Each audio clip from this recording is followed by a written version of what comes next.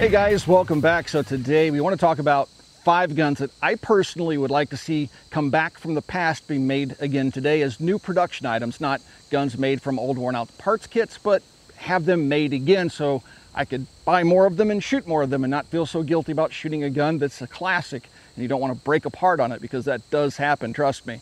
But before we get started with today's video, guys, if you enjoy the content that we produce here at the Military Arms channel, please take a moment to hit that like, share, and subscribe button. Also hit that notification bell and comment down below. We enjoy reading those comments and answering any questions you guys may have. We'll stick around for the first day or so after a video goes live to answer those questions. So let's get started with today's video. If you guys haven't checked out primaryarms.com before, please swing by and check them out. They have great products, great prices, fast shipping, great customer support. And if you use the code MAC, M-A-C, at checkout, if you purchase one of their PA branded optics that's a magnified optic, you get a free scope mount with that purchase. Or if you pick up one of the Prism sights or Red Dot sights that already has a mount built into it, you'll get a free Kill Flash ARD, which is an anti-reflective device. So again, please check out primaryarms.com. This one's going to make some of you laugh, but hold on, okay? There's a method to my madness here.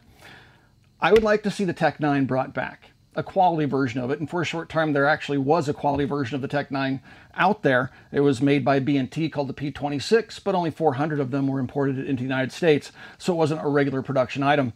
But this thing was designed right around 1984. It was originally designed as an open bolt submachine gun, but when they imported it into the United States, they had to make it into a pistol, and they also wanted to sell it as a semi-automatic open bolt, so it wouldn't require any special paperwork. Well, open bolt handguns that were semi-automatic were all the rage there for a while, until the ATF decided arbitrarily to ban them because they deemed them to be too readily convertible to machine guns.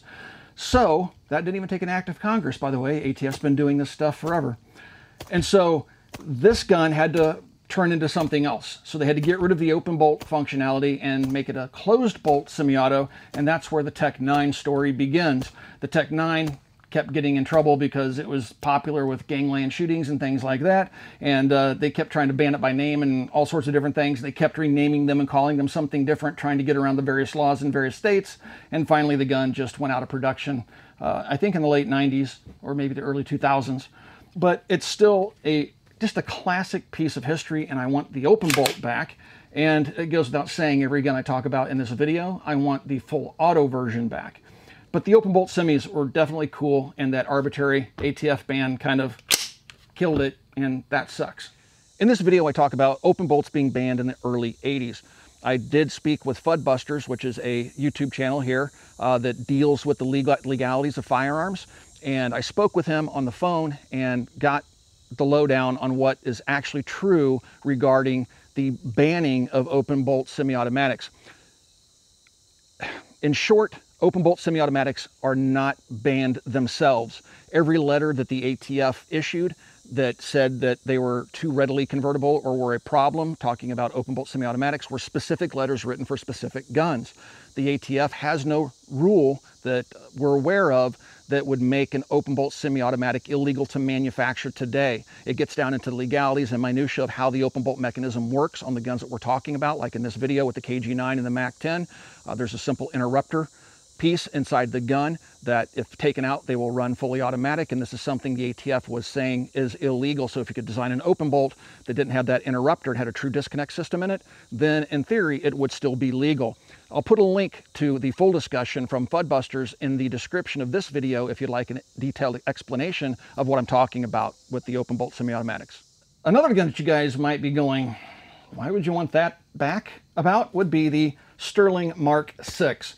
This gun was actually built in England, and this is a purpose-built closed bolt version of the open bolt submachine guns that the British military would go on to use into the Falkland Wars and perhaps even after. But this gun is obviously related to the Sten gun that came before it, just a simple tube, a magazine that goes in from the side for feeding, it juts out the right-hand side, and a very simple open bolt design. But there was a need for a closed bolt police and civilian version. So for Europe, they got this gun with the short barrel, but for the US market, because of our arbitrary and weird laws, they had to put a 16-inch barrel in the guns that were destined for the US market. Now, it's interesting to note that Century Arms, working with Wiselight, did use some parts kits and bring these back for a brief period. I want to say it was like around 2009, 2010, I think those maybe showed up on the market. So that gave people the option to actually buy one of these again. The original Sterling Mark 6s like this haven't been imported for a very, very long time. But so you will be able to find some of those Century Arms / Wiselight guns out there if you want to pick up one of these. But again, it's built from a parts kit, and I'd love to have a new production gun. And I would love to have it in full auto, but even an open bolt semi-auto would be really, really cool. But full auto tops them all. Another gun that I think would be fun to have back would be the Smith & Wesson Model 76. It was a open bolt submachine gun, very heavily influenced by the Swedish K. It was developed during the Vietnam War for the Navy SEALs, and that's because the SEALs really wanted a submachine gun. They did like the Swedish K, but because Sweden had declared neutrality and was actually chastising the United States for our involvement in the Vietnam War, they wanted nothing to do with selling us firearms. So Smith & Wesson set about to design a gun that was visually clearly inspired by the Swedish K, but internally it is a different gun. So Smith & Wesson would make these, and Navy SEALs would go on to use them. And then after the end of the war, Smith & Wesson just abandoned the project. And so it just sat silent. Nobody was using them or using the patent or anything for the longest time. I think there were some small companies spinning up to make replacement parts for the guns that the Navy SEALs still had in service. But later, a company called MK Arms came onto the scene, and they released this, which is an MK760. This is a closed bolt version of the Smith & Wesson M76 submachine gun. This is a semi-automatic closed bolt. This one is an SBR because it has a short barrel on it. They would have originally had a 16-inch barrel, but again, this one was SBR just so it would look proper. They have a little side folding stock on them. They're very, very simple guns, and just a very, very cool piece of U.S. military history. I do believe after the MK760s went away, there was one more company that sprung up. I even heard that Special Weapons may have done a run of these as semi-automatic closed bolt, copies. And I think maybe one other company sprung up after the MK60 project died for a short time there, and then the gun went completely defunct. So it's been tried several times, never was all that popular. People think it looks cheap, but actually the original Smith & Wesson guns were known for the reliability and how robust they were. They were just wartime production guns, and so they didn't have to look pretty to do the job that they were required to do. Another gun I think that would make a pretty big splash in the market if it was reintroduced would be the Uzi. The Uzi that you see here is an original Model B. There was a version prior to this one that was called the Model A. This Model B has been converted to an SBR, but it still fires from the closed bolt, where the originals would have fired from the open bolt. But the Uzi is an outstanding piece of military history. Now, a couple of companies did spring up to try to make them from parts kits. I know Century Arms was selling them for a while. Some new production, I think it was Vector Arms or something, was making a version of this. Several companies sprung up to make various versions built off parts kits of various quality, but Jason picked up one of the Century Arms guns and it was all wonky and didn't work right. So it's just kind of varying quality if you're looking for a clone, which is why I would like to see an original military Uzi brought back to the U.S. market, either made by IWI or somebody else that has the machinery that was licensed from IMI back in the day, and they could start making these correctly, because I think, again, these would sell very well. It's just one of the most iconic submachine guns of its era. One of my absolute favorite open bolt semi-automatic handguns from back in the day is the 380 Mac. Now, I know some of you guys are going to say, but they still make a copy of that to this day.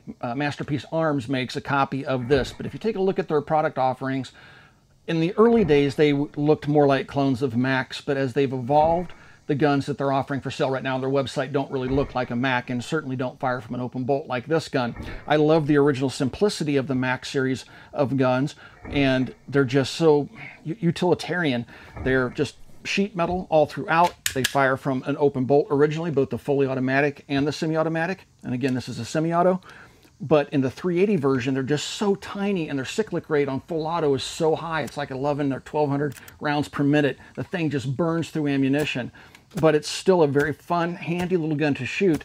And I would love to see us get our open bolt submachine guns back, and even if you didn't want to do the paperwork or whatever, you wanted an open bolt semi-auto, I'd like to see them come back. I think the that ATF decision is just pure garbage. It's fun feeling that bolt go home. That's one of the things I love about shooting open bolts, is when you pull that trigger, it makes the whole gun move, and you can just kind of, when you fire it, you can feel that bolt go home, fire, come back, and lock. It has a completely different recoil impulse than a standard handgun. They're just tons of fun to shoot, and for whatever reason, I've always been in love with very simple submachine guns, military designs, and the Mac definitely rides very high on my list of must-have back guns.